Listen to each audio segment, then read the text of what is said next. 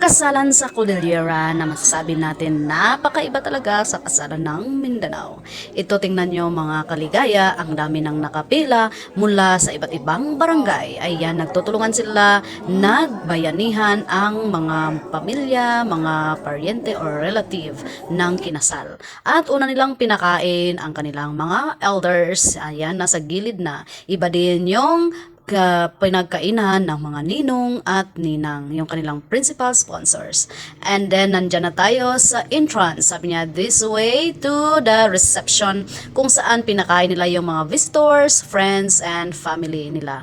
Ayan, kung makikita nyo, busy pa sila ng decorate dyan sa labas. Mayroon ding ibang reception sa mga ninong at ninang, pero magkalapit lang. Tingnan nyo, ang dami ng mga tao na kumakain, pero hindi pa rin nauubos ang mga taong nakapila. Nandyan pa rin patuloy ang kanilang pag-serve. At yung isa pang na-observe namin dito, iba yung kanilang serving dahil gumagamit sila ng abi, kung sa amin ay tawagin sa tiboli, sa pag-serve nila para sa mga bisita.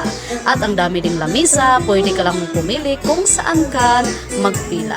Ayan, hala, grabe talaga kaganda ng kanilang decoration. At alam nyo ba, yung kanilang mga baboy na tinatay at halabaw at baka, napakadami talaga. Biruin mo, kaya nilang pakainin ang isang municipality of Buntok. Ayan, ang dami kasi. Binigyan na kami ng plato. Ayan, nagkagandahan, hindi sila mahirapan dahil mayroon silang paper plate. At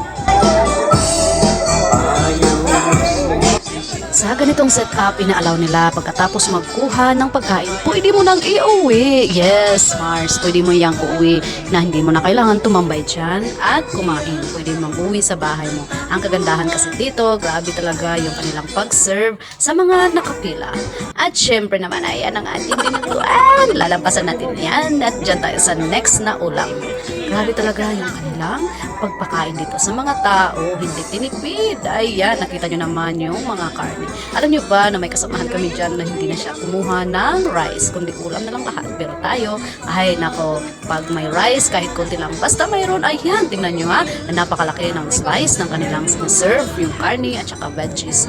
Ayan, natingnan nyo ha, ayan, kung nakita nyo yung video natin na kumakain tayo ng lettuce, dito galing yan.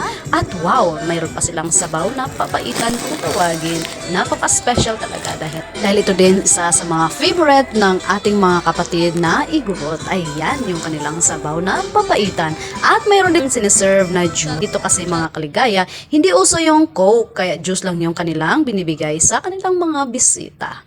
At ayan, at yung mga kasamahan ko dyan, naghintayin kami, tinignan namin, napakalaki talaga yung serving nila, talaga namang makakabusog. Enough na talaga sa 3 tao yung binigay nila sa iyong plato. Kaya umuwi kami dyan mga kaligaya, dahil yan talaga ang kanilang kasanayan. Pagkatapos silang magpakain ng bisita, ay depende na sa'yo kapag uwi ka or BH mo, bring home mo yung iyong nakuha na pagkain. At kami naman ito ang tuwa dahil inalaw kami ng Panginoon upang ma-experience ang kanilang tradisyon at kultura dito sa Cordillera.